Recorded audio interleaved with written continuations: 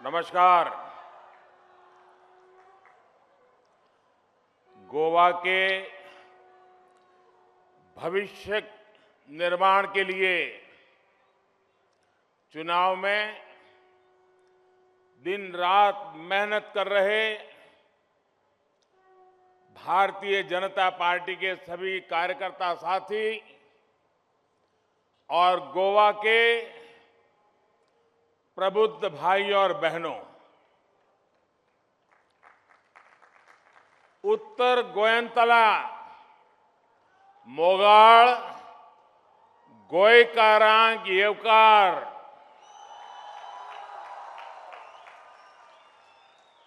14 फेब्रुवारीक भाजपाक मत दिवन गोयच्यो फुडार परजेवूत करपाचो हावेस तुम्ही बागेला। आत्मनिर्भर भारता वांगडा स्वयंपूर्ण गोंय करपायच्या तुम्ही थारायला। तुमचे सपन पुराय करपाचे उतर हांव तुमकां दिता।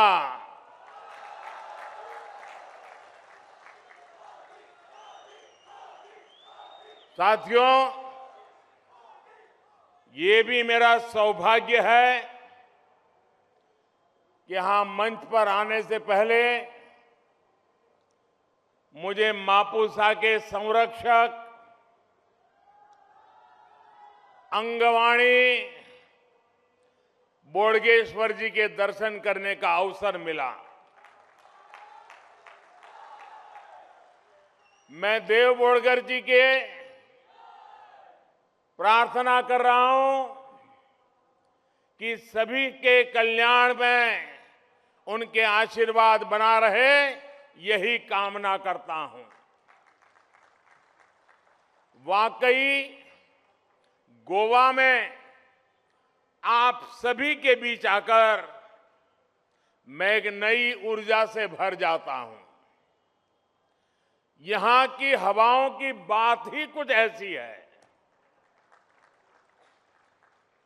गोवा इतने बुलंद स्वर में विकास और बीजेपी की बात कर रहा है कि उसकी आवाज दूर दूर तक जा रही है। गोवा ने यह ठान लिया है कि विकास की इस लहर को, सुशासन की इस लहर को धीमी नहीं पड़ने देना है। प्रमोद सावंत जी के युवा नेतृत्व में गोवा के गोल्डन भविष्य के लिए विकास की ये यात्रा ऐसे ही जारी रहेगी। 14 फरवरी को गोवा में एक बार फिर एक एक मतदाता कमल खिलाने के लिए भारी मात्रा में मतदान करने वाला है। मैं गोवा बीजेपी के सभी उम्मीदवारों को भव्य विजय की बहुत बहुत शुभकामनाएं देता हूं। साथियों,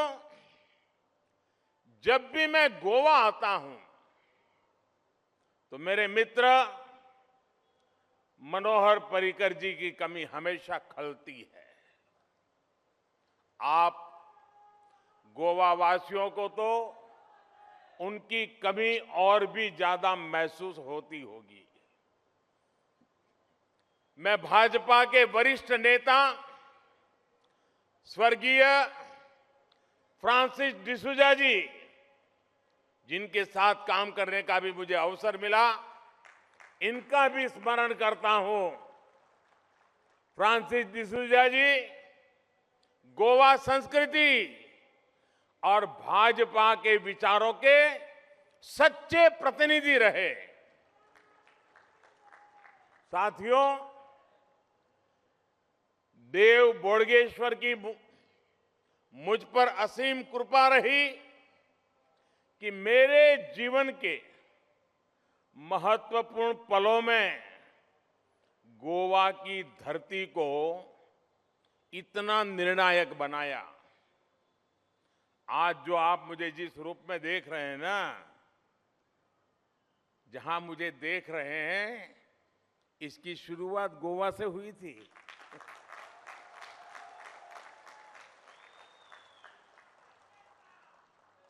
जून 2013 में यहां भारतीय जनता पार्टी की कार्य समिति थी और जून 2013 में जब मैं गोवा की इसी धरती पर था तो भारतीय जनता पार्टी ने मुझे लोकसभा के चुनाव के लिए भाजपा की प्रचार समिति का प्रमुख घोषित किया था। फिर बाद में मुझे प्रधानमंत्री का उम्मीदवार भी घोषित किया गया था।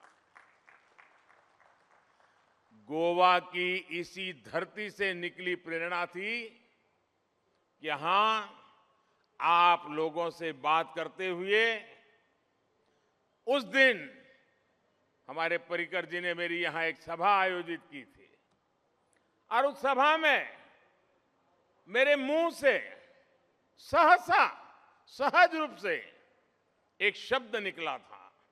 वो शब्द था कांग्रेस मुक्त भारत। ये शब्द गोवा की धरती से ही, यहां के पुण्यात्माओं के आशीर्वाद से सहसा मेरे मुंह से निकल गया था और हमने देखा आज ये शब्द देश के कोटि कोटि नागरिकों का संकल्प बन गया है। साथियों, गोवा की अपनी एक खास संस्कृति और पहचान है और गोवा सबको साथ लेकर भी चलता है। जिनको गोवा की संस्कृति की परवाह नहीं है, उन्होंने गोवा को अपने भ्रष्टाचार का, लूट तंत्र का एक बहुत बड़ा एटीएम बना करके रखा था। लेकिन भाजपा ने गोवा के लिए स्वयं पूर्ण गोवा का मंत्र दिया। भाजपा ने समग्र विकास की बात की, सबके लिए बराबर विकास की बात की, क्योंकि विकास को टुकड़ों में जाति, धर्म, मत, मजहब, भाषा, क्षेत्र के नाम पर बांटा नहीं जा सकता। अगर नॉर्थ गोवा का विकास होगा तो साउथ गोवा भी आगे बढ़ेगा। अगर साउथ गोवा में काम होगा तो नॉर्थ को भी उसका लाभ मिलेगा। और मुझे बताया गया कि आप जैसे यहां इकट्ठे हुए हैं, साउथ गोवा में भी वर्चुअली बहुत बड़ी मात्रा में अलग अलग स्थान पर लोग आज इकट्ठे होकर के इस कार्यक्रम में हमारे साथ जुड़े हैं। मैं साउथ गोवा के भाइयों बहनों को भी प्रणाम करता हूं। इसी तरह अगर जब हम गोवा के पर्यटन की संभावनाओं की बात करते हैं तो उसके लिए गोवा को हर क्षेत्र में विकास की जरूरत है। अगर यहां अच्छी सड़कें नहीं बनती, नई सुविधाएं नहीं बनती, तो पर्यटक यहां आना पसंद करते क्या? कोई टूरिस्ट आते क्या? यहां की हालत अगर खराब होती तो कोई आता क्या? इसलिए भाजपा सरकार ने इंफ्रास्ट्रक्चर के विकास का नया अभियान चलाया हुआ है। Goa state infrastructure development corporation के माध्यम से मार्सेल और पैडेने में बस डिपो बनाए गए हैं। 3,000 करोड़ की लागत से मोपा इंटरनेशनल एयरपोर्ट का काम चल रहा है। देश और दुनिया के पर्यटक अब ज्यादा आसानी से गोवा आएंगे, यहां टूरिज्म को गति देंगे। साथ ही इससे गोवा में दूसरे उद्योगों में, व्यापार में निवेश के रास्ते भी खुलेंगे। गोवा में एक मल्टी मॉडल लॉजिस्टिक पार्क बनाने का काम भी तेज गति से चल रहा है। भाइयों और बहनों, जो काम भाजपा ने किए, जो काम भाजपा सरकार आज कर रही है, उसकी जरूरत गोवा को दशकों पहले से थी। आपको याद होगा, मांडवी नदी पर अटल सेतु का निर्माण हमारी ही सरकार ने पूरा किया। न्यू जुवारी ब्रिज का काम भी शुरू किया गया है। वेरना इंडस्ट्रियल एरिया में 4 लेन रास्ता बनाया गया है, जिससे पोंडा और मुरगांव का अंतर 12 किलोमीटर से कम हुआ है। इन सब कामों की मांग गोवा के लोग कितने लंबे अरसे से कर रहे थे।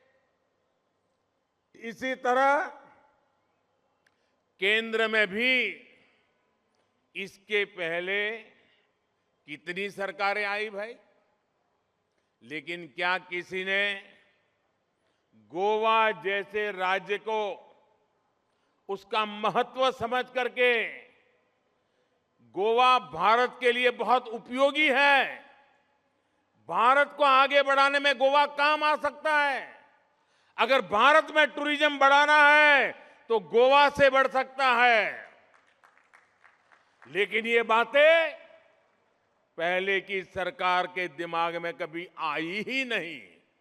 दिल्ली में बैठे थे, 5-5 दशक राज किया इन लोगों ने। तब जो दिल्ली की कुर्सी पर थे, उन्हें गोवा की याद आती थी, लेकिन कब आती थी? वो गोवा कब याद करते थे? जब उनको सैर सपाटे के लिए यहां चक्कर काटने आता था, तब उनको गोवा याद आती थी। लेकिन आज हमारी सरकार सागरमाला जैसे बड़े प्रोजेक्ट्स लेकर आई है। इस योजना के माध्यम से गोवा में लगभग 5,000 करोड़ रुपए का निवेश किया जा रहा है। 5,000 करोड़ रुपीस। हमने इस तरह की नीतियां भी बनाई जिनसे गोवा को लाभ हो। इंटरनेशनल पर्यटकों के लिए वीजा ऑन अराइवल, ये भी इसी का एक महत्वपूर्ण उदाहरण है। गोवा के पर्यावरण के लिए, यहां की आबोहवा के लिए केंद्र ने गोवा में 100 से अधिक इंटरसिटी इलेक्ट्रिक बसों को मंजूरी दी है। ये भी टूरिज्म को अनुकूल व्यवस्था है। ऐसी ही कितनी ही परियोजनाएं हैं जिनसे गोवा अब गोल्डन गोवा बनने की दिशा में अग्रसर है। साथियों, गोवा के विकास के लिए भाजपा ने जो किया है उसका एक उत्तम उदाहरण यहां आने वाले पर्यटकों की संख्या है, टूरिस्टों की संख्या है। पहले गोवा में केवल सीजनल पर्यटन ही ज्यादा होता था, लेकिन भाजपा सरकार ने टूरिज्म को प्रमोट किया, पर्यटन को प्रमोट किया, सुविधाएं बढ़ाई और अब पूरे साल 365 दिन यहां पर्यटक आते हैं। 2011 में जब यहां कांग्रेस की सरकार थी तब पूरे साल में करीब 25 लाख पर्यटक आते थे, 25 लाख। लेकिन 2019 आते आते ये संख्या 80 लाख से भी ऊपर पहुंच गई है। साथियों, जब हम टूरिज्म पर ध्यान देते हैं, इंफ्रास्ट्रक्चर का निर्माण करते हैं, तो उसका लाभ गोवा वासियों को तो जरूर मिलता है। यहां टूरिस्ट भी आते हैं और गोवा के लोगों को आर्थिक लाभ भी होता है। यहां के नौजवानों के लिए रोजगार के नए अवसर भी पैदा होते हैं। साथियों, जब तटीय विकास को प्राथमिकता मिलती है तो बारदेज तालुका को भी इसका फायदा मिलना तय है। ये बहुत दुख की बात है कि आज तक कांग्रेस ने कभी बारदेज तालुका के बारे में कोई चिंता ही नहीं की। हम सब जानते हैं कि ये तालुका उनकी प्राथमिकता में कभी नहीं रहा। भाजपा के साथ बारदेज की आकांक्षाओं को हमेशा बल मिलेगा। यहां के लोगों की आशाओं को पूरा करने का हम हर संभव प्रयास कर रहे हैं और करते रहेंगे। और साथियों, मैं एक बात और कहूंगा। पिछले 2 सालों में दुनिया में, यानी पिछले 100 साल में जो नहीं आई, ऐसी वैश्विक महामारी, इतनी बड़ी महामारी गत 2 वर्षों से हमें सब मानव जात को पूरे विश्व में जकड़ लिया है। और उसके बाद पर्यटन इंडस्ट्री को कितना बड़ा धक्का लगा। आप सोचिए, अगर ऐसे समय, ऐसे संकट के समय पिछली सरकारों की तरह अगर कामकाज चला रहा होता तो क्या होता? क्या देश आज 150 करोड़ से भी ज्यादा वैक्सीनेशन का रिकॉर्ड बना पाता क्या? अगर यहां डबल इंजन की सरकार न होती तो क्या गोवा 100% वैक्सीनेशन करने वाला देश का पहला राज्य बन पाता क्या? और मैं प्रमोद जी को बधाई देता हूं, उनकी दीर्घ दृष्टि को बधाई देता हूं, क्योंकि उन्होंने मन में ठान लिया, अगर गोवा में टूरिज्म को बढ़ावा देना है, टूरिस्ट के मन में विश्वास पैदा करना है कि भाई बाकी बगैर ठीक है, गोवा सुरक्षित है, तो मैसेज देने की ताकत है 100% वैक्सीनेशन। और उन्होंने किया, और उसका कारण दुनिया भर के टूरिस्टों को लगता है कि गोवा 100% वैक्सीनेटेड डेस्टिनेशन है। कोई भी टूरिस्ट आने का मन करता है, ये गोवा वासियों की भलाई का काम है। पहले की सरकारों में कैसे भारत वैक्सीन के लिए दुनिया के दूसरे देशों के आश्रय रहता था। हम मांगते रहते थे 30-30, 40-40 साल तक हमें वैक्सीन उपलब्ध नहीं होता था। देश इस बात को भली भांति जानता है। अगर देश और गोवा वैक्सीनेशन में पिछड़ जाते तो हमारा टूरिज्म कैसे रिवाइव होता, देश की इकोनॉमी कैसे रिवाइव होती। लेकिन आज गोवा का टूरिज्म भी फिर से आगे बढ़ रहा है और भारत की अर्थव्यवस्था भी तेजी से आगे बढ़ रही है। इस बार बजट में हमने एमएसएमई सेक्टर को, छोटे उद्योगों को मदद देने वाली योजना का विस्तार करके उसे 5 लाख करोड़ रुपए तक बढ़ा दिया है। विशेष रूप से हॉस्पिटैलिटी सेक्टर के लिए 50,000 करोड़ रुपए का प्रावधान किया गया है। और ये सिर्फ कुछ लोग यहां आते हैं, प्रेस कॉन्फ्रेंस करके भांति भांति के वादे करके चले जाते, ऐसा नहीं। ये बजट में ऑलरेडी योजना कर दी गई है, बजट पार्लियामेंट में रख दिया गया है। इससे गोवा के पर्यटन उद्योग को और नई ताकत मिलने वाली है। साथियों, हमारे लिए गोवा का अर्थ है G for governance, O for opportunities and A for aspirations.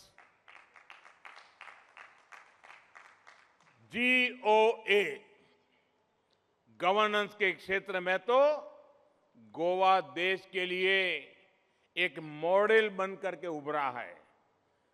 Pramod ji को, उनकी पूरी टीम को, यहां के सभी कर्मचारियों को मैं हृदय से अभिनंदन करता हूं। आपने जो काम किया है वो मामूली नहीं है, अभूतपूर्व काम किया है आपने। क्योंकि मैं भी बहुत साल तक मुख्यमंत्री रह के आया हूं, मुझे मालूम है इस प्रकार की योजनाओं को नीचे तक ले जाना है तो कितना दम उखड़ जाता है। लंबे अरसे तक मुख्यमंत्री तक रहने के बाद मैं कह रहा हूं कि प्रमोद जी, आपने अद्भुत काम किया है, आपकी टीम ने अद्भुत काम किया है। हमारे युवा मुख्यमंत्री केवल योजनाओं को शुरू करने की बात नहीं करते, बल्कि प्रमोद जी का लक्ष्य है गोवा के संकल्पों को 100% पूरा करना। वैक्सीनेशन की अभी मैंने बात की, उसमें भी गोवा 100%। स्वच्छ भारत मिशन में गोवा में 100% कवरेज। जल जीवन मिशन के तहत गोवा में 100% कवरेज। गोवा ने बिजली पहुंचाने का काम भी 100% पूरा किया। जरूरतमंदों को मुफ्त राशन देने के मामले में भी गोवा 100% है। इसी तरह गोवा अब 100% रिन्यूएबल एनर्जी प्लांट पर भी काम कर रहा है। ये बहुत बड़ा काम है। दुनिया को जब पता चलेगा कि गोवा 100% रिन्यूएबल एनर्जी की तरफ गया है, विश्व के लिए अजूबा होगा और गोवा की चर्चा दुनिया के हर कोने में होगी। ये काम प्रमोद जी कर रहे हैं। ये परिणाम है डबल इंजन सरकार में गोवा के लोगों के बीच 100% सहयोग का, ये मिलकर किए गए प्रयासों का परिणाम है। मैं यहां के नागरिकों का भी अभिनंदन करता हूं कि आपने कोरोना जैसे ऐसे विपरीत कालखंड में भी प्रमोद जी के नेतृत्व में जो योजनाएं बनी उसको सफल करने में पूरा सहयोग दिया, भागीदारी की। आप सब भी अभिनंदन के अधिकारी हैं। साथियों, जरा आप सोचिए, मैं आज देशवासियों को भी कहता हूं, ये 100% की बात जो है ना,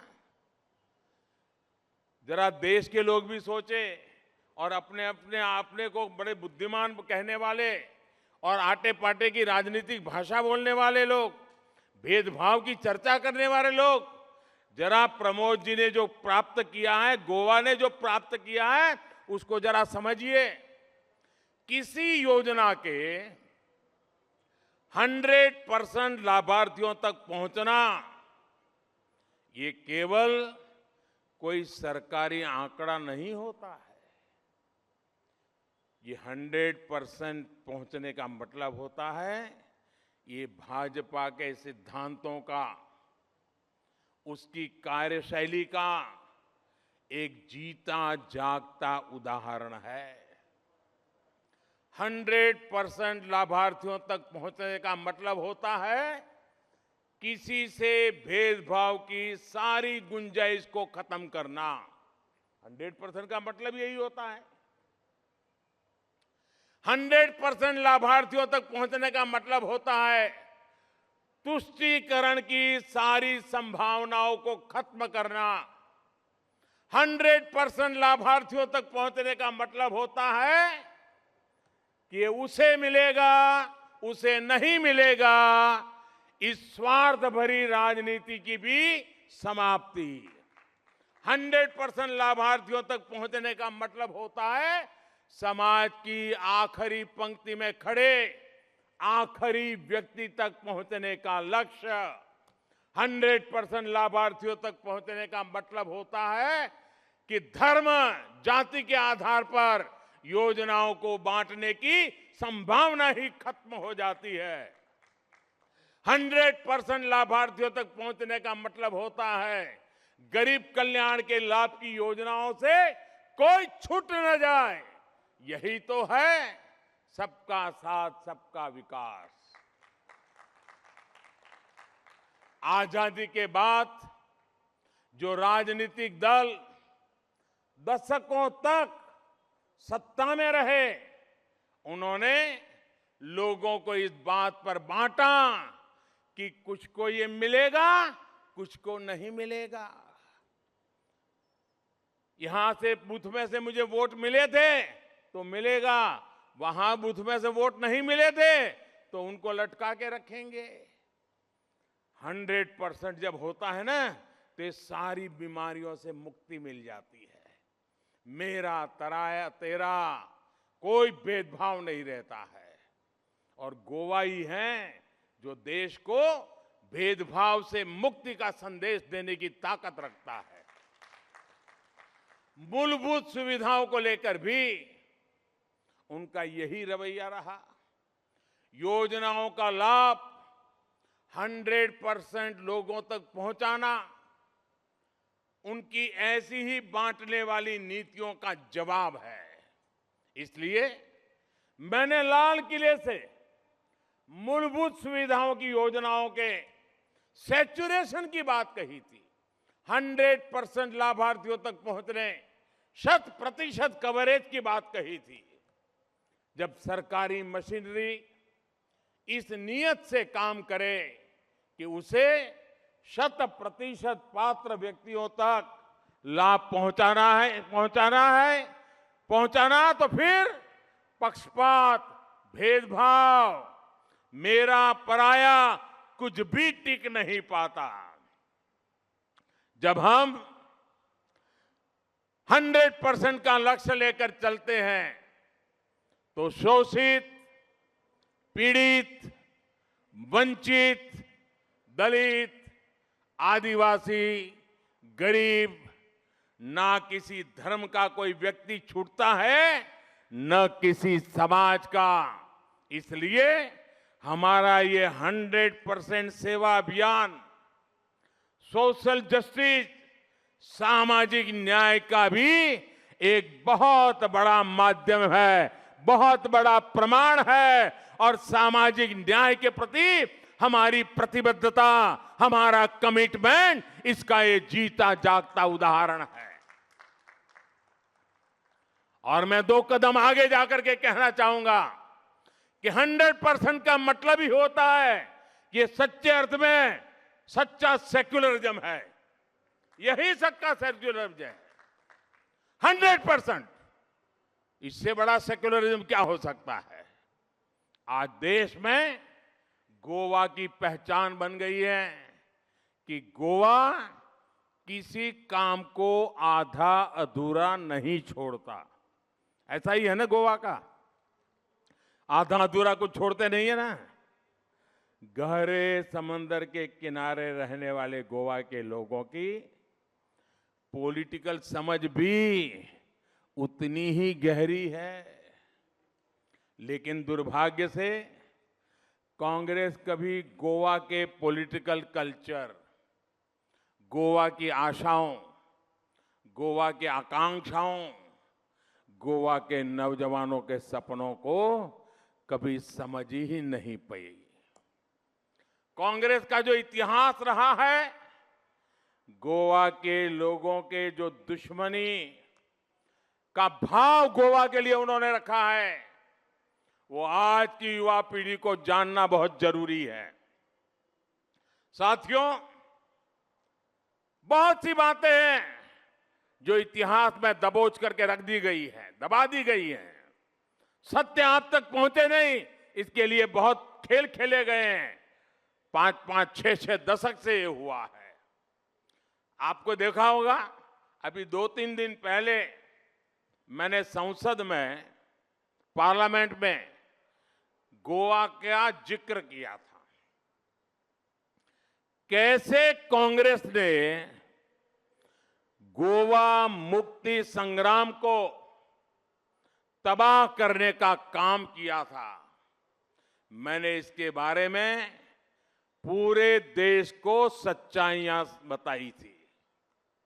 बहुत से लोग इस बारे में जानते ही नहीं है कि गोवा भारत की आजादी के भी 1.5 दशक बाद आजाद हुआ था। 15 साल ज्यादा गुलाम रहने के लिए मजबूर किया गया था। भारत के पास फौज थी, सेना थी, हमारी मजबूत नेवी थी। कुछ घंटे में जो काम हो सकता था, वो कांग्रेस ने 15 साल तक नहीं किया। गोवा के लोग अपनी मुक्ति के लिए संघर्ष करते रहे, सत्याग्रही गोलियां खाते रहे, अत्याचार सहते रहे, लेकिन कांग्रेस की सरकार ने उनकी मदद नहीं की। देश के पहले प्रधानमंत्री पंडित नेहरू जी ने लाल किले से कह दिया था, और आज आप उनका भाषण YouTube पर जाकर के सुन सकते हैं। लाल किले से कह दिया था कि गोवा की मुक्ति के लिए संघर्ष कर रहे सत्याग्रहों की मदद के लिए वो फौज नहीं भेजेंगे। मतलब तुम जानो तुम्हारा काम जाने, मरना है तो मरो, जीना है तो जीनो, ये तरीका। गोवा को लेकर कांग्रेस की यही सोच पहले भी थी और आज भी है। यही कांग्रेस आज आपसे वोट मांग रही है। कांग्रेस हमेशा राज्य को अस्थिरता के रास्ते पर धकेलती आई है। कांग्रेस का जब मन चाहा यहां की सरकारों को अस्थिर कर दिया। इसलिए आज एक तरफ विकासवादी भाजपा है, तो दूसरी तरफ अस्थिरतावादी कांग्रेस है। आज एक तरफ प्रमोद सावंत जैसे युवा और ईमानदार नेता है और जो खुद को मुख्यमंत्री नहीं कहते, वो हमेशा कहते हैं मैं तो मुख्य मित्र हूं। अपने आप को मुख्यमंत्री नहीं, मुख्य मित्र के रूप में ही वो पहचान कराते हैं और उस प्रकार का जीवन भी जीते हैं। दूसरी ओर वो चेहरे हैं जिनका भ्रष्टाचार का पुराना ट्रैक रिकॉर्ड गोवा का बच्चा बच्चा जानता है। इसलिए गोवा की चॉइस बिल्कुल साफ है, गोवा भाजपा के साथ है। साथियों, गोवा के लोग इन दिनों कुछ नए चेहरों को भी देखकर हैरान है। वो देख रहे हैं कि कुछ राजनीतिक दल गोवा को अपनी व्यक्तिगत और सियासी महत्वाकांक्षाओं का लॉन्च पैड मान रहे हैं। ऐसे दलों को गोवा के लोगों की भावनाओं का अता पता ही नहीं है। गोवा के लोग ऐसी सरकार चाहते हैं जो गोवा वासियों के लिए, गोवांकर के लिए जीने वाली, जूझने वाली, काम करने वाली सरकार हो। ऐसी सरकार जो लोगों का इस्तेमाल अपने स्वार्थों को पूरा करने के लिए करे, वो गोवा के लोग कभी भी उसे स्वीकार नहीं करते हैं। किसी के स्वार्थ की भरपाई के लिए गोवा की धरती नहीं काम आ सकती। भाइयों बहनों, इनके पास एजेंडा नहीं है, विजन नहीं है, इनके पास गोवा की समझ भी नहीं है। यहां आ तो गए, लेकिन इन दलों को समझ नहीं आ रहा है कि वो घोषणा क्या करे। इसलिए भाजपा के ही कामों को वायदों के नाम पर दोहराया जा रहा है। गोवा के लोग भी इनकी सच्चाई जान चुके हैं। गोवा के लोगों ने इन दलों से स्पष्ट कह दिया है कि आपकी हिंसा, आपके दंगे, आपकी गुंडागर्दी अपने तक रखिए, गोवा को शांति से प्रगति के रास्ते पर चलने दीजिए। साथियों, आखिर में एक और महत्वपूर्ण बात मैं कहना चाहता हूं। पिछले कुछ सालों में हमने देश में सरकार चलाने के कई मॉडल देखे हैं। हमने कांग्रेस की कार्य संस्कृति भी देखी है, हमने कम्युनिस्टों का खेल भी देखा है, हमने वंशवादी पार्टियां भी देखी है, हमने परिवारवादी पार्टियां भी देखी हैं, हमने जाति और समुदाय विशेष की पार्टियां भी देखी हैं, हमने व्यक्तिवादी पार्टियां भी अब देख रहे हैं, और हमने बीजेपी को भी देखा है, बीजेपी को परखा है। भाजपा की सबसे बड़ी ताकत भारतीय जनता पार्टी के कार्यकर्ता है।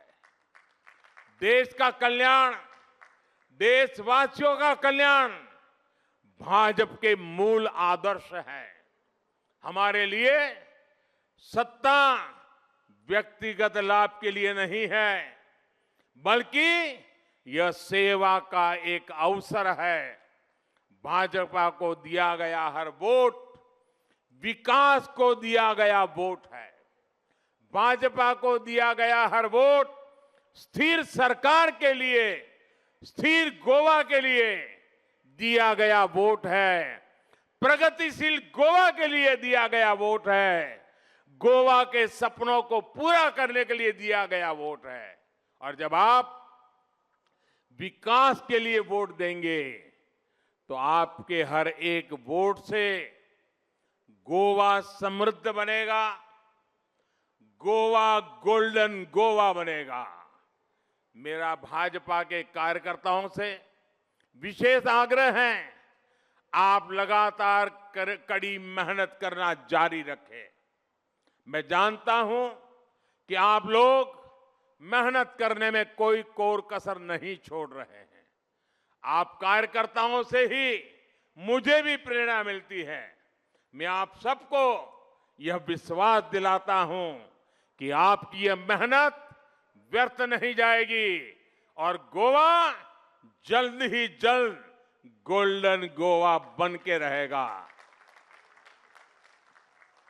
गोयचो फुडार तुमच्या हातात सुरक्षित रावतलो। भाजपाचेर तुम्ही विश्वास दवरला, असोच विश्वास याफुडे दवरतले आणि 14 फेब्रुवारीक तुमचे मोलादीक मत परतून भाजपाक दितले असो विश्वास हांव बाळगिता। देव बरे करे। बहुत बहुत धन्यवाद।